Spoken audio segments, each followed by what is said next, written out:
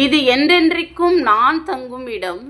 இதை நான் விரும்பியபடியால் இங்கே வாசம் பண்ணுவேன். ஆமாம் பாருங்க, தேவன் நம்ம இருதயத்தில் வாசம் செய்கிறாராம். அதை தான் இப்படியே சொல்கிறாரு. நாம் வாழறதுக்கு என்ன பண்ணுவோம்? ஒரு வீடு கட்டுவோம், இல்லை கொம்பு வச்சு கட்டி ஒரு கொட்டா வீடோ கூரை வீடோ போட்டு வாழ்வோம். இல்லையா வசதி இருந்தால் என்ன பண்ணுவான்? கல் மண் வச்சு நல்ல மாடி வீடு கட்டி வாழ்வோம், இல்லை ஒரு ஓட்டு வீடு ஷீட்டு ஏதோ ஒரு வீடுங்க.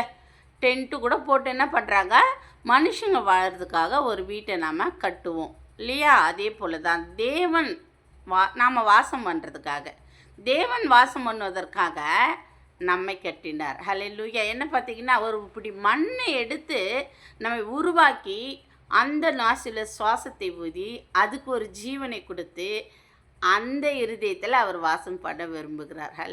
நல்ல வார்த்தை இல்லதுங்க. கவலைப்படாதிருங்க. கர்த்தர் உங்களை ஆசீர்வதிப்பார்.